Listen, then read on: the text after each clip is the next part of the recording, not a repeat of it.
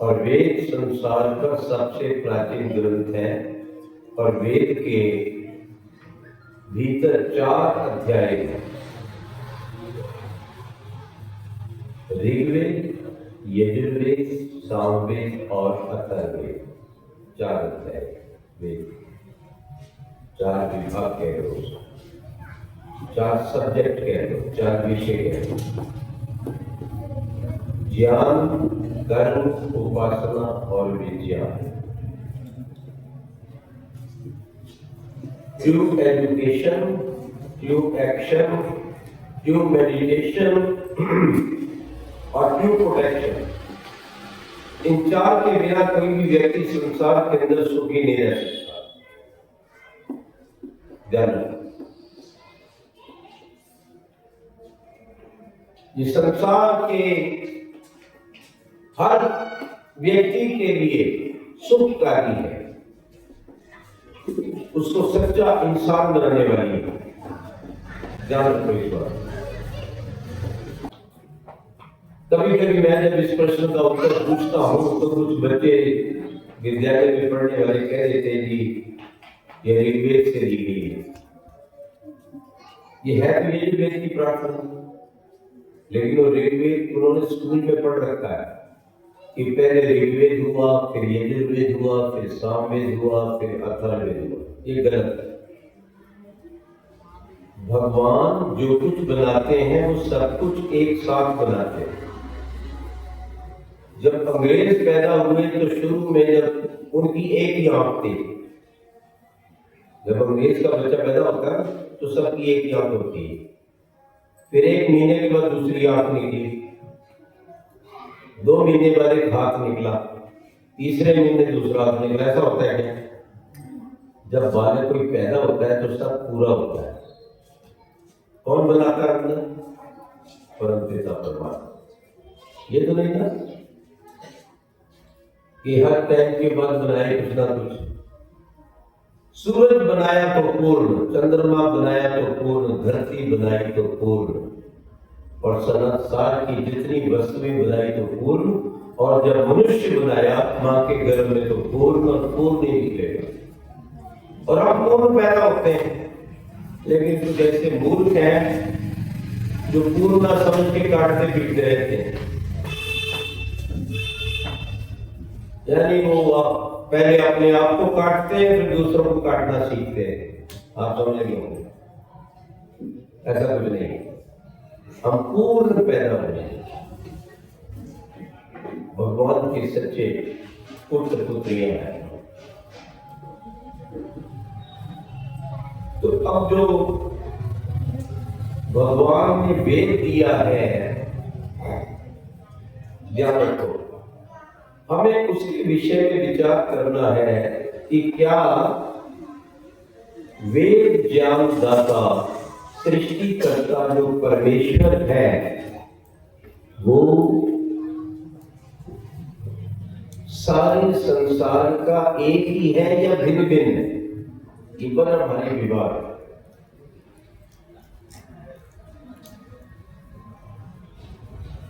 इस संसार को पैदा करने वाला, हम सब मनुष्यों को बनाने वाला जो भगवान है वो हम कहते हैं एक है, लेकिन कुछ मजहबी कहते हैं कि एक नहीं अनेक है।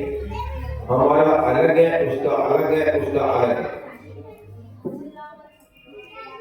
मैं कहता हूं गलत, एक ही। अब एक कैसे सिद्ध करेंगे? बिल्कुल सरल है। ये हम पूछते कई बार, लोगों से पूछते हैं, अच्छा आप ये सिद्ध करो कि ईश्वर सबका एक ही कॉमन है या अलग अलग है? बताओ कैसे सिद्ध करोगे? आप क्या करोगे? सारे संसार के व्यक्तियों का भगवान एक ही है, चाहे वो काले हैं, चाहे गोरे हैं, चाहे चपटे हैं, चाहे किसी भी आकार के। कैसे सिद्ध करोगे? अरे बिल्कुल सरल है। एक बालक ने कहा कैसे? हमने कहा क्या संसार के किसी देश के मनुष्यों की आंखें पीछे हैं? क्या उनके कान कंधे पे लगे हैं? क्या किसी जाति, किसी मजहब के लोगों का मुंह पेट पे लगा है? नहीं। सारे संसार के व्यक्तियों का नक्शा एक है, भिन्न भिन्न नहीं है। चाहे वो भारत के हो, चाहे पाकिस्तान के हो, चाहे ईरान के हो, चाहे जापान के हो, चाहे इंग्लैंड के हो, सबका नक्शा एक जैसा है। इससे सिद्ध होता है कि उनका निर्माता एक है। इससे कोई काट नहीं सकता इस युक्ति को। तो ये बात सिद्ध हो गई कि इस मंत्र का देने वाला ईश्वर, सृष्टिकर्ता भगवान एक है और वो सबका है, सबका है। ध्यान रखो इस बात में। और जो उसने वेद का ज्ञान दिया है वो भी सबके लिए है, केवल भारत के लिए नहीं है। ध्यान रखो, ये कैसे सिद्ध होगा? भगवान ने सूरज बनाया, चंद्रमा बनाया, पृथ्वी बनाई, बहुत से फल फूल बनाए।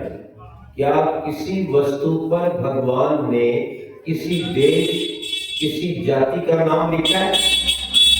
नहीं। किसी वस्तु पर किसी देश, किसी जाति, किसी मजहब का नाम नहीं लिखा। किसी फल फूल पे नहीं लिखा। इससे क्या सिद्ध हुआ? इससे ये सिद्ध होता है कि भगवान जो कुछ बनाते हैं वो सबके लिए बराबर बनाते हैं।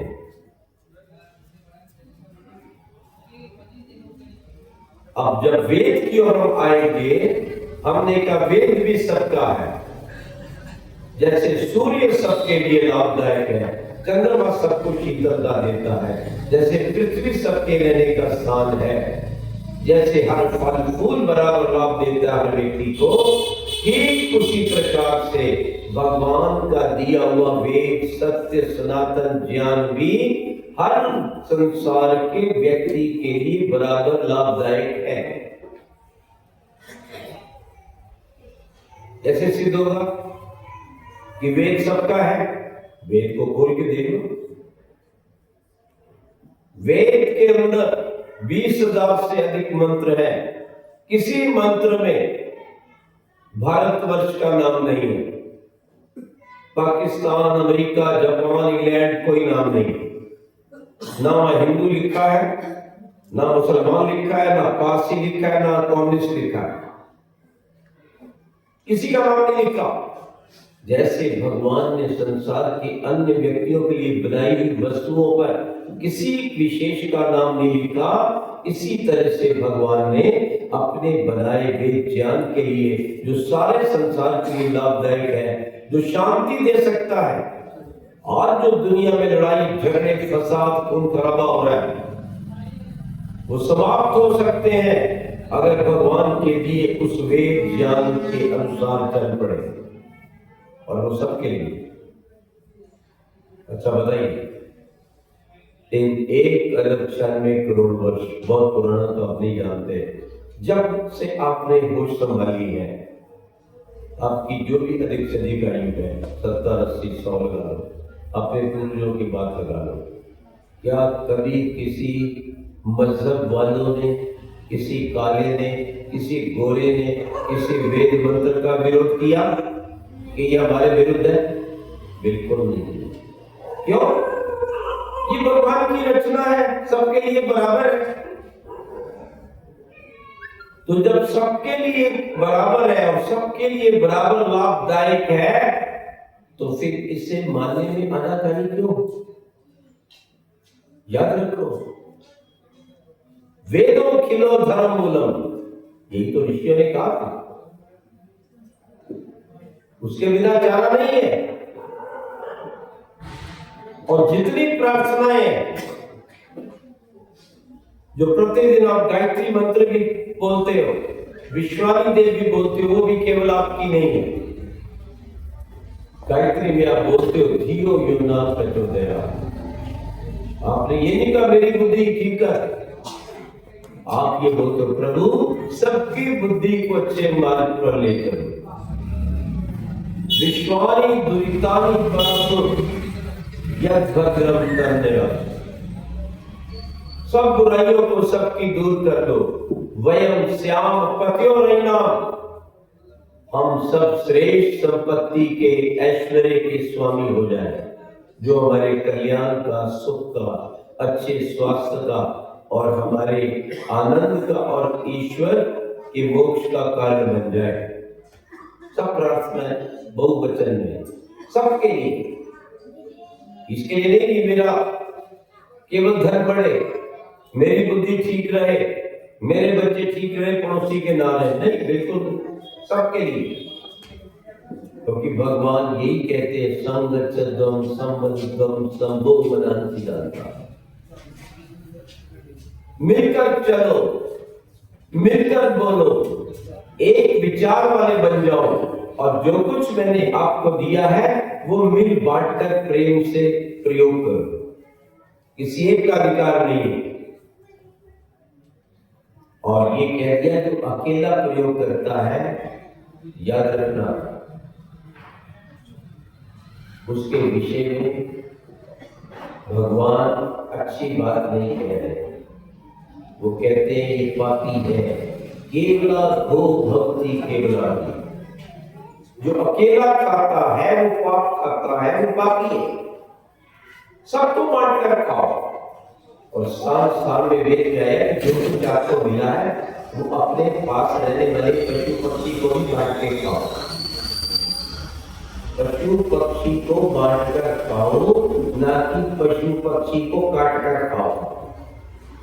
उनको खिलाने का विधान है बड़ी वैष्णोदेवी वेद में, जिससे संसार में सुख शांति है।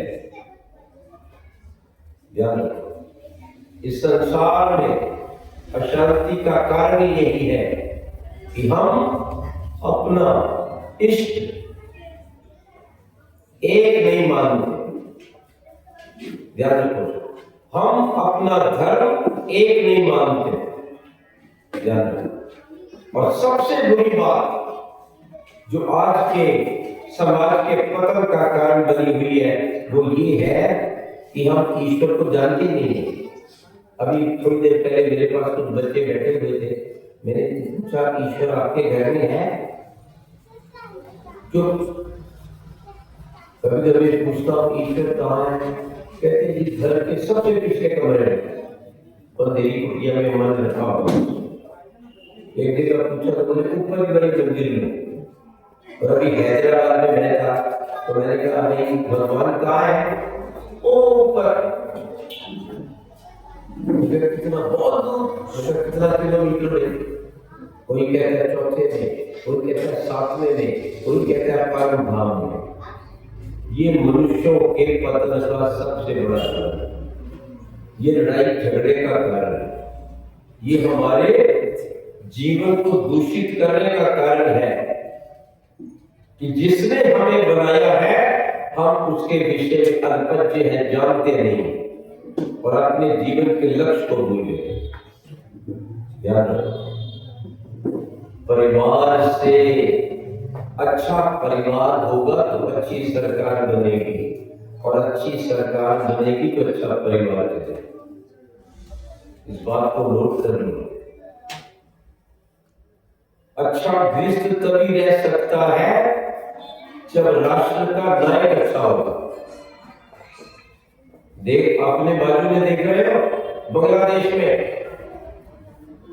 जैसे ही नायक बदला लोगों की हत्याएं शुरू हो गई, माता और बहनों का शील भंग हो गया, मंदिर तोड़ दिए गए, दोवें काट दी गई, दुकानें लूट ली गई, घरों को आग लगा दी गई, छोटे छोटे बच्चे मां की छाती से चिपक कर रो रहे हैं और दरिंदे बिल्कुल भी दया नहीं कर रहे। क्यों?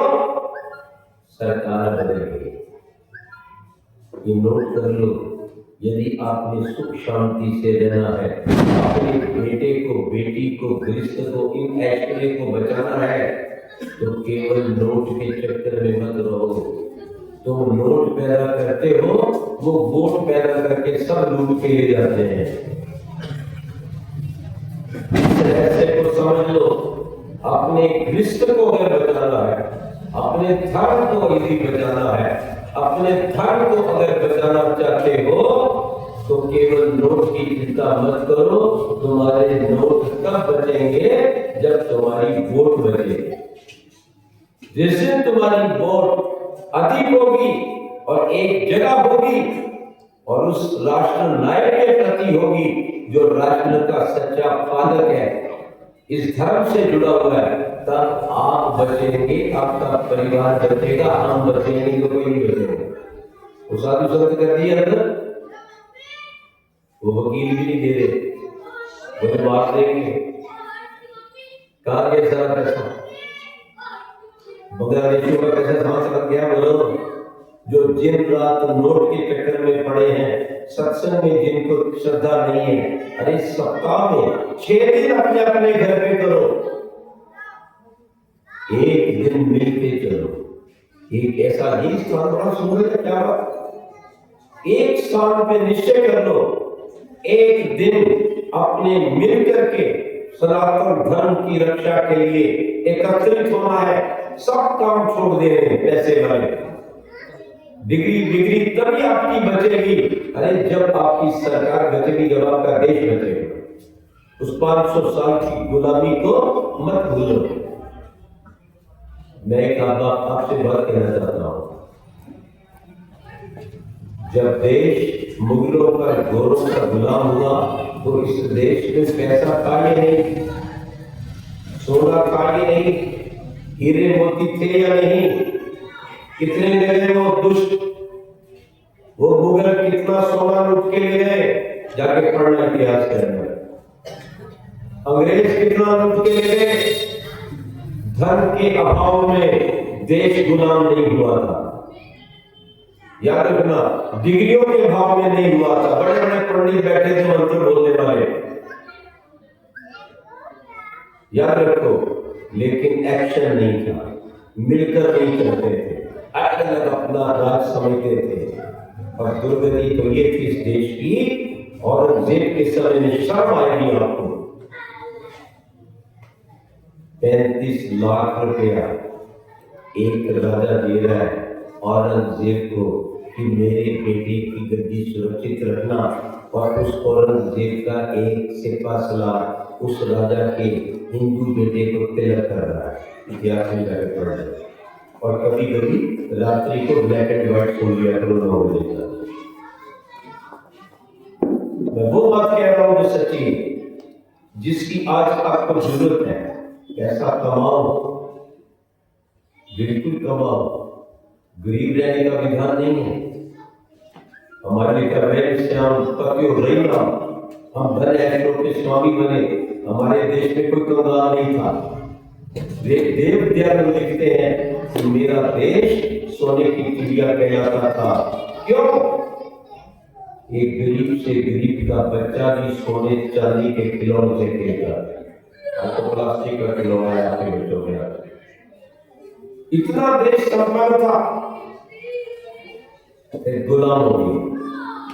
कितने मंदिर थे? बचा लो। हर मंदिर के नीचे क्या निकल रहा है? क्यों नहीं बचा? क्योंकि आप एक नहीं, उस एक के साथ नहीं जुड़े, उस एक वेद मंत्र के अनुसार नहीं चले, और उसके अनुसार अपने परिवार को नहीं चलाया। हर सोचता था कि ये मेरी रानियां, मेरा राज, मेरा राजपाट, उसी चक्कर में न आए, बारी बारी से गोरों के, मुगलों के गुलाम होते चले गए। और शर्म की बात तो ये है कि इस देश के मंदिरों की मूर्तियों को तोड़कर औरंगजेब मस्जिदों की सीढ़ियों के नीचे लगाता था। याद रखो एक बात, सीढ़ियों के नीचे लगाता था। इतिहास इस बात का प्रमाण है। इसलिए क्या फायदा हुआ इतना कमाने का, बोलो मेरे पास। अक्लमंद किसान वही है जो बीज डालने से पहले अपने खेत की बाढ़ को पका कर देता है। ये माताओं बहनों को कहना चाहता हूं, ये भी सावधान हो जाए। केवल सोने चांदी हीरे और सिल्वर उसके चक्कर में ना रहे। अपने बच्चों को धार्मिक बनाओ, अपनी बेटियों को सशक्त बनाओ। और मैं भोजन करके गया था भाई साहब के यहाँ, मैंने कहा मेरे सामने संध्या करो, और बहुत अच्छी बच्चियां बैठी थी 4, उन सब ने मिलकर संध्या के मंत्र को उच्चारण किया। अरे हम मनुष्य हैं, अगर हम नहीं करेंगे ईश्वर की उपासना तो घोड़े गधे करेंगे। अगर हम मिलकर सत्संग नहीं करेंगे घोड़े गधे करेंगे। आप मिलके बैठते नहीं है, और जिनका दिमाग खराब है तो देश धर्म के शत्रुओं मिलकर बैठते हैं, तो आप बचो कैसे? वो पैसा नहीं कमाते क्या? कमाते हैं, लेकिन इकट्ठे होते हैं, आपकी सड़कें रोक लेते हैं, आपका मंदिर नहीं बनता, उसकी जगह छोटी पड़ती है अंदर की, वो बात सड़कें रोकता है। कोई बच्चा उनके परिवार का ऐसा है जो अपनी इबादत के बिना रह जाए, तो आपके घर में कोई बच्चा है जो प्रतिदिन नियम से दोनों का गायत्री का पाठ करके खाता हो? कितने परिवार ऐसे हैं जो प्रतिदिन घर में ये करते हैं, बच्चों को बिठाते हैं, उसके बाद खाते हैं? ये तो बात है, ध्यान रखो इस बात को। इसलिए भगवान ने कहा अगर बचना है तो संगठित हो जाओ, तो सबसे बड़ी शक्ति। अगर एक वो ततैया आ जाए ना तो आप फट मार सकते हो, मार दो, और अगर 1000 आ जाए तो सबको मारना पड़ेगा। छोटी छोटी चींटियां मिलकर एक सांप की जान ले लेती है, कितना ताकतवर होता है? अकेले वजह कुछ नहीं होगा। इसलिए अपने गृहस्थ को, गृहस्थ की शान को, अपनी माँ बहन की लाज को, अपने बच्चों की जान को अगर बचाना है तो आज यह नियम बना के जाओ कि हम सप्ताह में एक दिन बैठेंगे, गायत्री के द्वारा यज्ञ करेंगे, अपने महापुरुषों के गौरव को, ऐश्वर्य को, उनके क्षात्र धर्म को याद करेंगे। हम उन वेद मंत्रों का पाठ करेंगे, उन ऋषियों की जीवनियों का हम स्वाध्याय करेंगे। वो शक्ति अपने जीवन में भरेंगे, वो भक्ति अपने जीवन में भरेंगे। लेकिन हमारे बच्चों को तो मालूम ही नहीं है कि ईश्वर हमारे घर में है या नहीं। जिन्हें प्रैक्टिकल की बात बता रहा हूं मैं, आकाश पाताल की बात नहीं बताता कि राम कहते थे, कृष्ण कहते थे, जी कहते थे। वो तो पूरी कैसेट मेरी भरी पड़ी है यूट्यूब पे, सैकड़ों प्रवचन है, देख लेना हमारा। और ये कथा करने वाले क्या बताते हैं?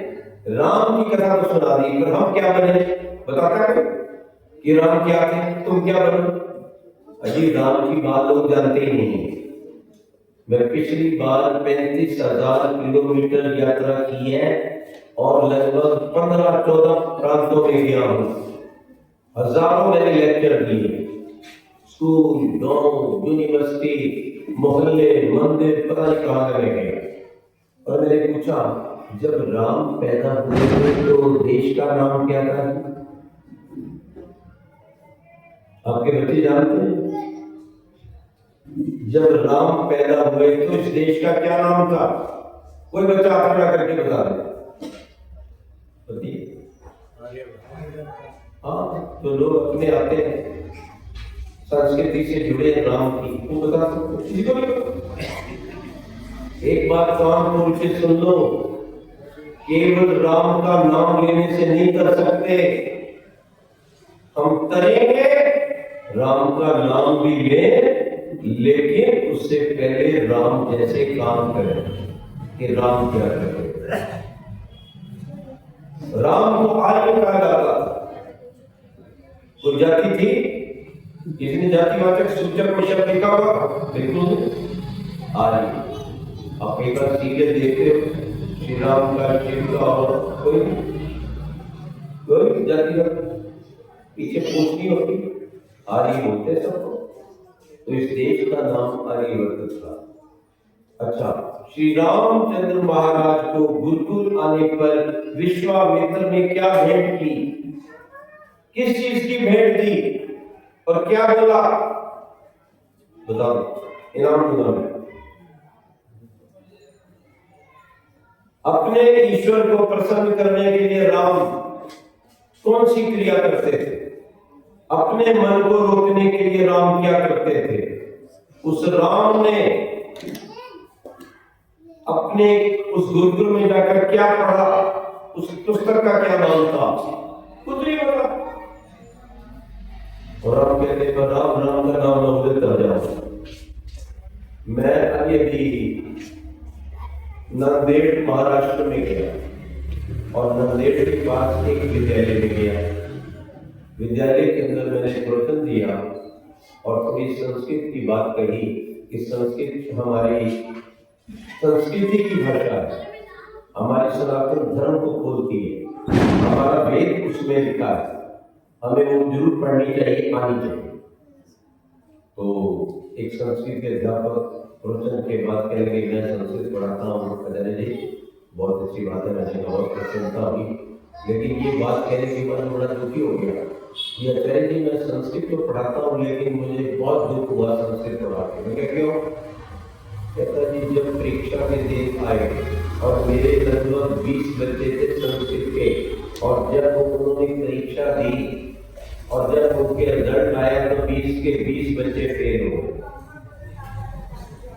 मैंने कहा आपसे पढ़ाया भी होगा, जैसे बोले क्या कह रहे, बच्चे मेरे पैर छूते हैं, मैं उनकी एक्स्ट्रा क्लास लेता हूँ, मेरे लिए अपने घरों से फल सब्जी दूध लेके आते हैं, बच्चे तो बहुत श्रद्धा रखते हैं। फिर मैंने कहा फेल क्यों हो गए, क्या बात थी, क्या सब काफी खाली थी, लिखा कुछ नहीं उन्होंने, क्या किसी प्रश्न का उत्तर नहीं दिया? बोले नहीं काफी सबकी भरी हुई थी। कहता है जब मैंने बोर्ड से काफी मंगवाई आंसर शीट तो मैंने देखा सब काफी भरी पड़ी है। मैंने कहा क्या लिखा था? कहते लिखा ये था श्री राम शरण जी बहुत अच्छे, श्री राम शरण दास तो महान है। जी राम शरण दास हमारे संसद के अध्यापक, हमारे गांव के प्राण है। 20 के 20 विद्यार्थियों ने श्री रामचंद्र लिख रखा था। ये हिंदुओं की बर्बादी का कारण है। क्या सिद्ध हुआ? नाम लेने से नहीं बचोगे, काम करना पड़ेगा, नहीं जिसको याद कर लेना। आज जो मैंने कहा जो नहीं याद सारे फेल हो गए।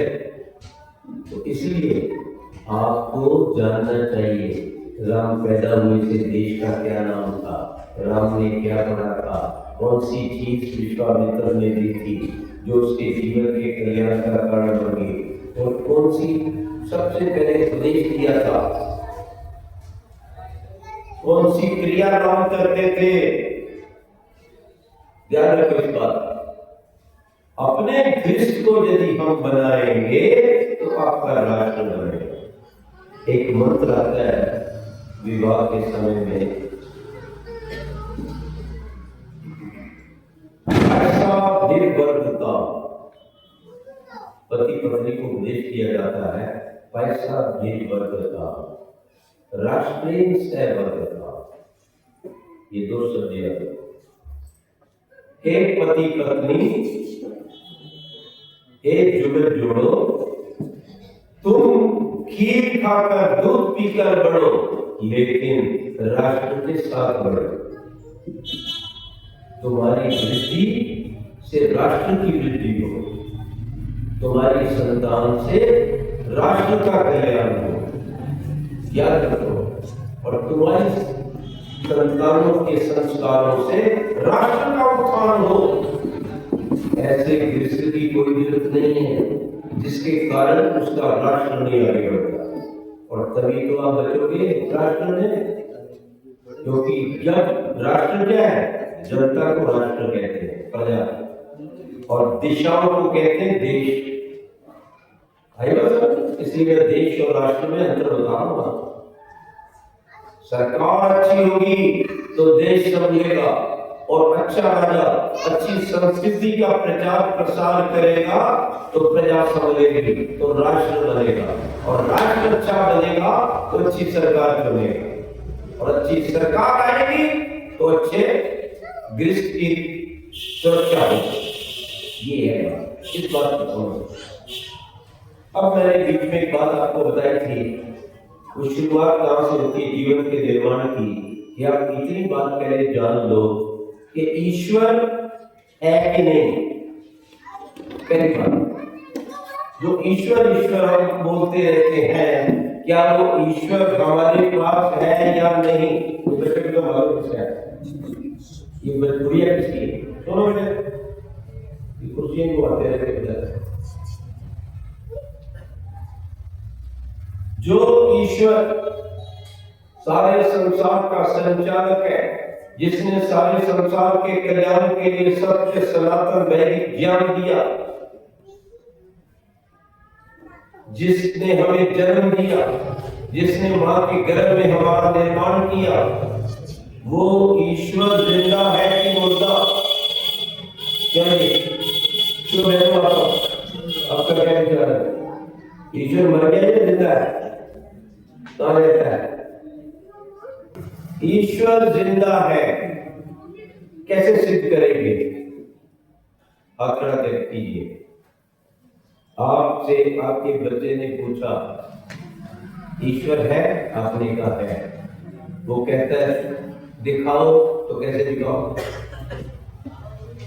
और पहली बात कि अगर जिंदा है तो कैसे जिंदा है, और मुर्दा क्यों नहीं?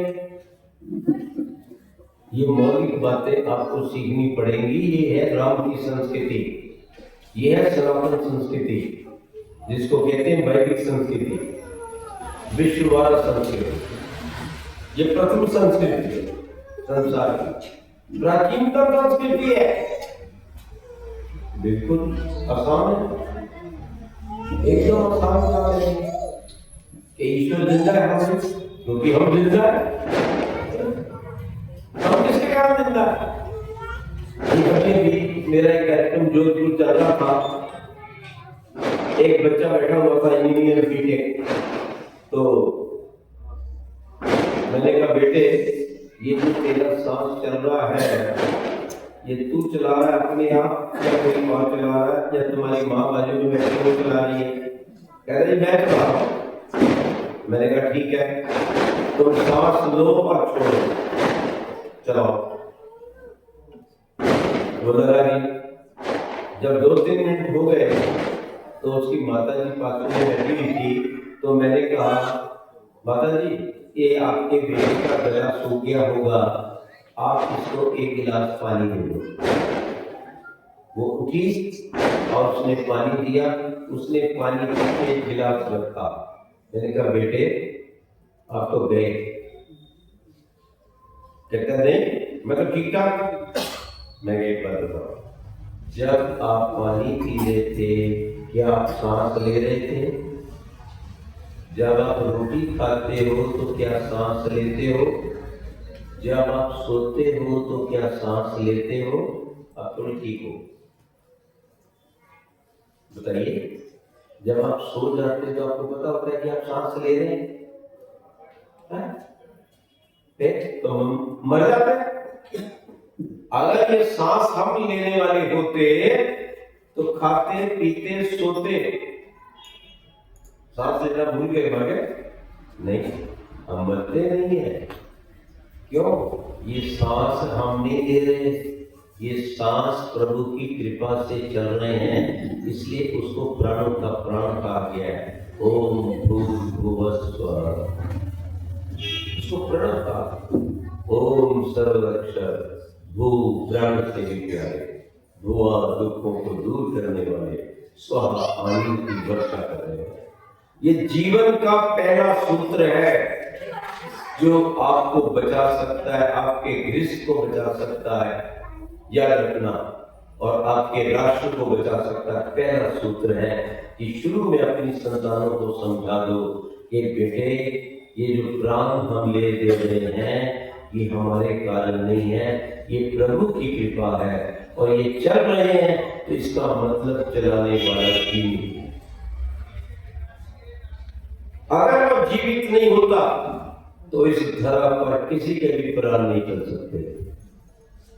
पहली बात ये, इससे बात मैंने पहले आपको कही थी, सारे संसार का ईश्वर एक है, क्योंकि दुनिया में जो कुछ भी निर्माण ईश्वर ने किया है उस पर किसी वस्तु पे किसी का नाम नहीं, कॉमन फॉर एवरीवन। चाहे सूर्य, चंद्रमा, तारा, पृथ्वी, फल फूल, जो भी, वेद में भी किसी का नाम नहीं है। क्यों? कि भगवान का दिया वेद भी सारे संसार के लिए है, कि ये वेद विश्व धर्म है, ये वर्ल्ड रिलीजन है और ये शांति का संदेश है। और दुनिया में अगर शांति आ सकती है तो वेद के पीछे चल रहे, सब वेद को मान ले, समस्या खत्म। अरे जब एक ईश्वर पर विश्वास हो गया कि उसके कारण हम चल रहे हैं, वही हमारा सब कुछ है, तो फिर उसकी शिक्षा मानने में क्या करती है? अरे हमारे देवता भी तो यही मानते थे। ये ब्रह्मा जी बैठे आंख बंद करके, शिव जी बैठे हैं, श्री राम बैठे जंगल में 14 वर्ष तप करने गए थे, कृष्ण योगी थे बैठे हैं, किसका जप कर रहे हैं? अपने, अपनी पत्नी का। क्यों जी? कोई अपना जप करता है क्या? कोई पत्नियों का करता है क्या? किसका कर रहे हैं? हर चित्र पर ओम लिखा रहता है, वो अपने इष्ट देव ओम का जप कर रहे हैं। जब हमारे पूर्वज मां विद्वान जिनकी संसार में पूजा होती है वो भी ओम का जप करते हैं, तो हम किसका करें? उसका जप। याद रखो, वो मुक्त हो गए, अपने जीवन को अच्छा बनाया और सच्चे इंसान बने। हम तो जानते भी नहीं है कि इंसान और पशु में क्या अंतर है। आज की स्थिति है समाज की। कई देशों में जाके मैंने पूछा कि इंसान धरती पर महान क्यों है? कहते जी हमारे को बुद्धि है। एक कॉमन आंसर सबने रटा और बिल्कुल गलत। और फिर कोई विद्वान आ जाएगा, वो सुनने वाले नहीं, किसी को पता नहीं होता। ये आम जितने भी आते बेचारे वो तो जानते ही ना बता सकते हैं। ये वेद की बात है, ये वेद के विद्वान ही बता सकते हैं। हर आदमी से पूछ लो, इंसान इसलिए महान है उसकी बात बुद्धि है। अब सुनो, इसकी काट में बताता हूं ये गलत उत्तर क्यों है। कोई ऐसा प्राणी बताओ जिसके पास बुद्धि ना हो, 1 लाख रुपए का इनाम दूंगा। ढूंढो, कोई बुद्धि के बिना है प्राणी? कोई पक्षी, कोई कीड़ा, कोई मकोड़ा? एक चींटी के पास भी बुद्धि है। नमक खाती है की शक्कर? दीवार पे जा रही है, रास्ता दोगे रुक जाएगी क्या? आपका बाल रुक जाएगा, करा देगा दोगे। हाँ, उसे मैं रास्ता दो, चींटी नहीं रुकेगी, दूसरा रास्ता पकड़ेगी। कभी चूहा बिल्ली के हाथ में आता है, और बिल्ली के बोलो तो बताए खा जाएगी। कभी आपकी बिल्ली कभी सोई में आके पानी पीती है क्या? पानी तो क्या, वो मिला हुआ दूध भी नहीं पीती। मेरे पास बिल्ली थी आश्रम में, पूरा दूध खराब होने पिए। अरे मुझे दूध वहां बर्फ के अंदर भी फ्रिज में रखना पड़ता था, एक बैन फ्रिज रख के, चलो ठीक है। और फिर मैं उसको देता था, पीती थी। जरा दूध की शक्ल सुगंध बदल के नहीं पीना। अच्छा एक बात बताओ, 2 कुत्ते के बच्चे पिल्ले और 2 बिल्ली के 4, और 4 कप रख दिया, 2 में दूध, 2 में जाए। हाँ बच्चों, बिल्ली कुत्ते के बच्चे चाय पिएंगे दूध, और हमारे पिल्ले क्या पिए? बिल्ली का बच्चा क्या पिएगा? दूध पिएगा। कुत्ते का बच्चा पहले दूध पिएगा। और हमारे बच्चे क्या पिएंगे?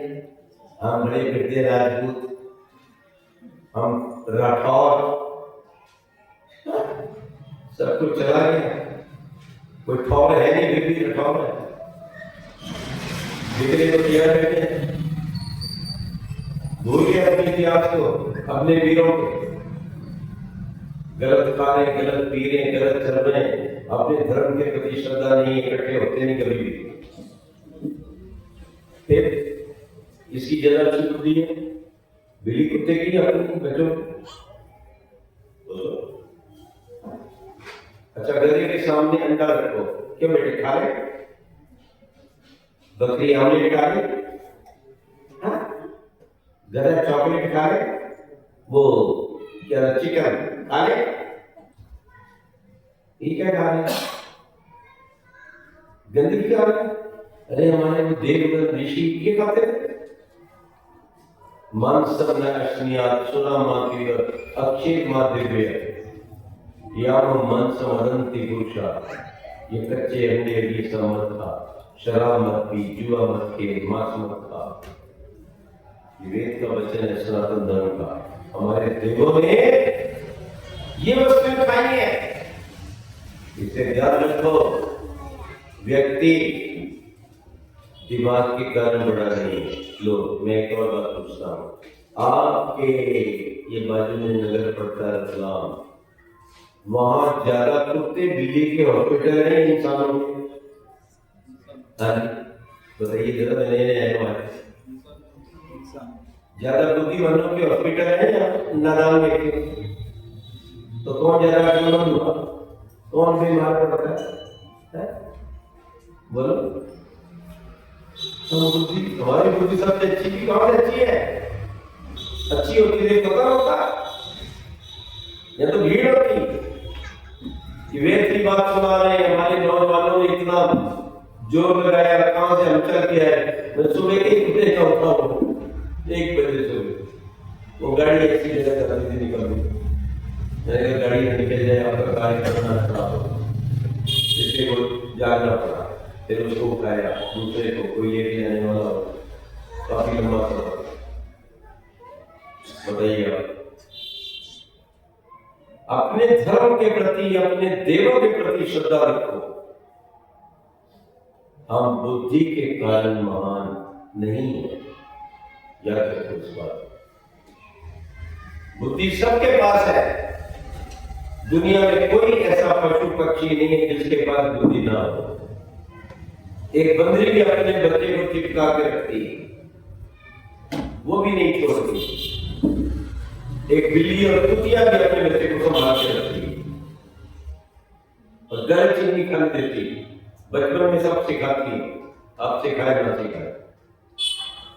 फिर मनुष्य महान क्यों?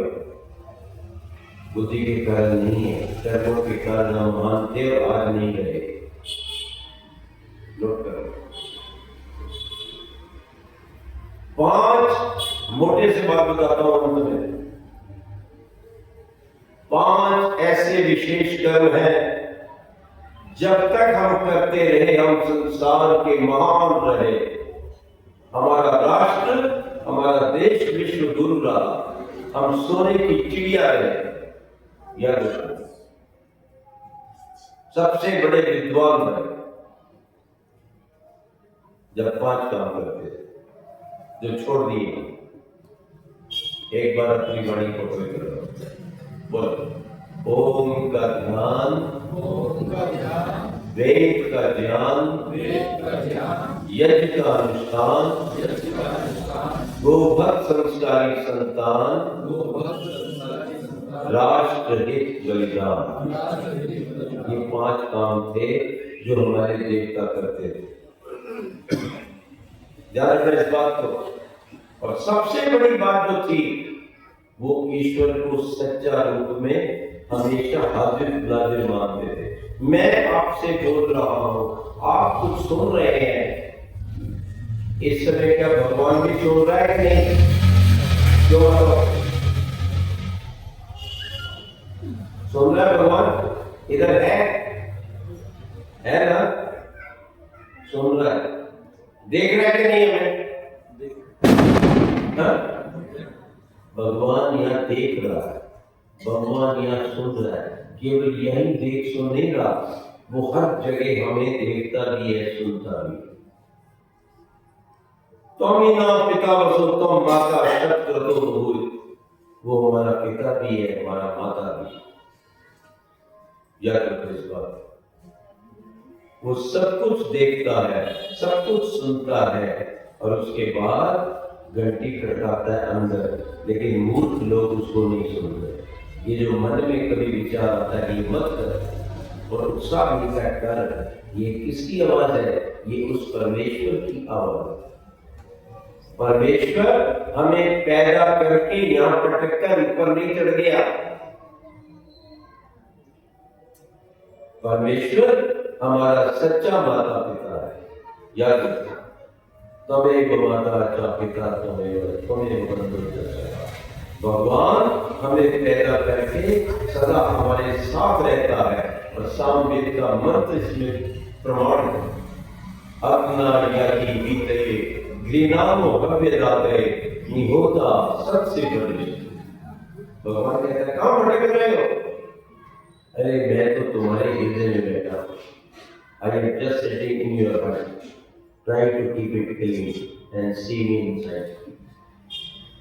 और ये जो था बड़ी शीट, जिसको दुष्ट लोग भविष्य बनाकर ऊपर ले गए, या नहीं?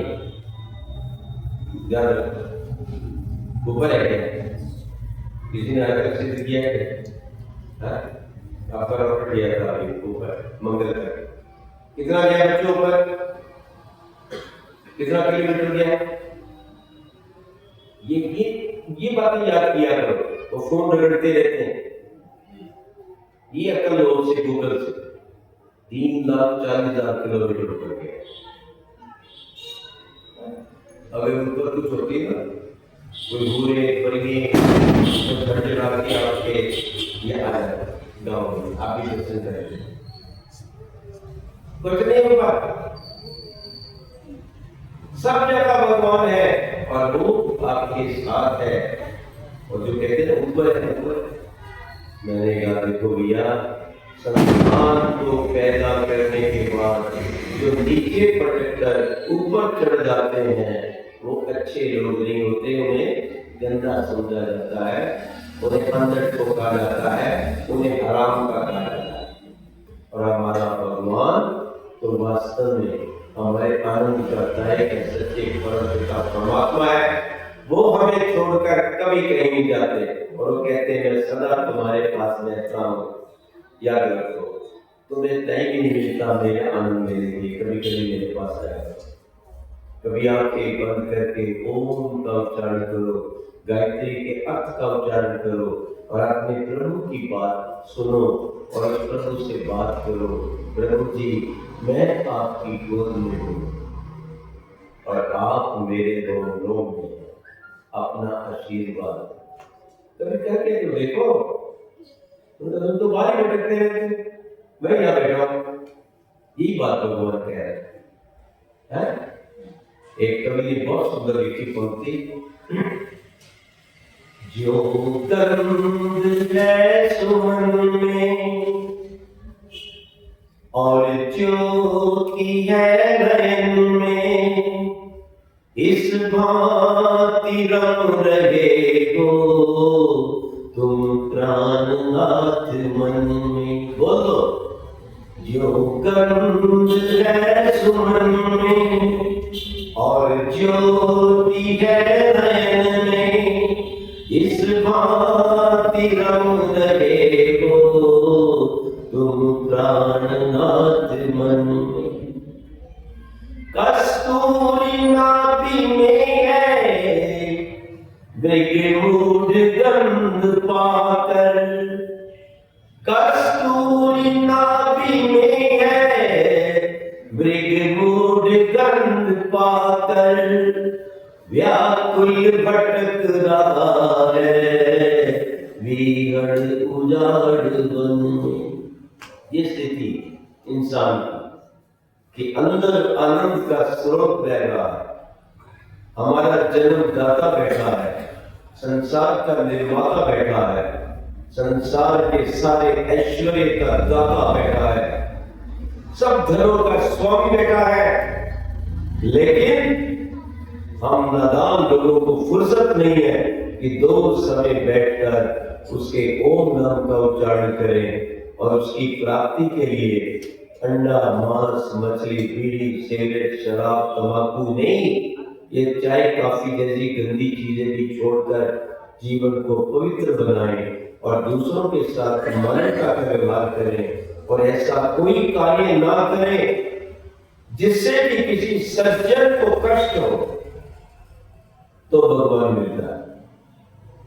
और ये बात अपने परिवार से शुरू करनी पड़ेगी कि मेरे द्वारा कोई ऐसा कार्य ना हो जिससे किसी सज्जन को कष्ट हो। मैं दुर्जन की बात नहीं कह रहा, वो तो मारने गए थे, वो तो मनु महाराज भी कह गया, ऋषि ध्यान भी कह गया। ये लड़ाई की वो सीमा पे बैठे हैं, इन दुष्टों को धड़े नहीं, जिहादियों को ची करते तीनियों नए आकाश बड़े दोष है। मनु कहता है अत्याचारी को साफ करने में कोई पाप नहीं, अगर अत्याचारी को मारने में पाप है तो आपका शिव पापी हो जाएगा जो जीवन भर धर्मों से लड़ता है। आपके राम पापी हो जाएंगे जो रावण की संतानों से लड़ते हैं। आपका कृष्ण पापी हो जाएगा जो कंस आदि से लड़ता है। दुष्टों को मारना धर्म है। दंड शास्त्री प्रजा दंड धर्म विदुषा। दंड के बिना कभी धर्म नहीं चलता और दंड के बिना कभी प्रजा का सुधार नहीं होता और दंड के बिना कभी दुष्टों का निराकरण नहीं होता। ये शास्त्र है। चाणक्य तो पढ़ो, चाणक्य किसी बात को कह रहे राष्ट्र को महान समझो। आपका राष्ट्र बचेगा तो देश बचेगा। आपके श्रेष्ठ राष्ट्र नायक बचेंगे तो आपका देश सुरक्षित रहेगा, आपका धन बचेगा। धन कमाओ, लेकिन धन से जरूरी अपने राष्ट्र को समझो, राष्ट्र नायक को समझो। जब राष्ट्र की बात आए तो सब कुछ छोड़ो, जब धर्म की बात आए तो पहले धर्म के लिए स्थान दो, जो हमारे जीवन का आधार है। हम मानव हैं, अगर हम ही अपने धर्म को छोड़ देंगे तो कौन मानने वाला है? इसलिए सज्जनों, आज की चर्चा को मैं यही विराम देता हूँ। प्रभु आपको बल बुद्धि शक्ति दे। हर व्यक्ति कम से कम 10 व्यक्तियों को बोले और आपकी कोई भी शंका हो इस विषय में अपना नाम लिखकर मेरे पास यहाँ कल आने से पहले मिले, ताकि कोई भी आपकी शंका है। स्वर्ग नरक का अवतार अभी मैंने उसको छेड़ा नहीं है। कर्म का फल, क्या बुरे कर्म मिट जाते हैं अच्छे कर्म करने से? बहुत ही शंका है जिसका निराकरण ईश्वर सब जगह है। तो भाई बाथरूम गंदी नाली में गंदा क्यों नहीं होता? बहुत सी बातें आपको बताई जाएंगी। अपने बच्चों को, बेटों को, बेटियों को, बहुओं को, युवकों को लाओ, उनको भी बताना है। तो भी युवा बचेंगे तो देश बचेगा। उनका दिमाग ठीक कर रहा है। और घर में माँ बाप का काम है कि पहले इनको इस मार्ग पे चलाए जिससे कि हमारा राष्ट्र सुरक्षित रहे, हमारे युवा उसमें भाग लेंगे, शक्ति प्रदर्शन होगा तो दुष्ट लोग डरेंगे, हमारा धर्म बचेगा, हमारा धन बचेगा, हमारी धर्म संस्कृति बचेगी। प्रभु आपको बल बुद्धि और शक्ति दे। आप आए बैठे, आपको बहुत बहुत आशीर्वाद है, शुभकामनाएं। आनंदित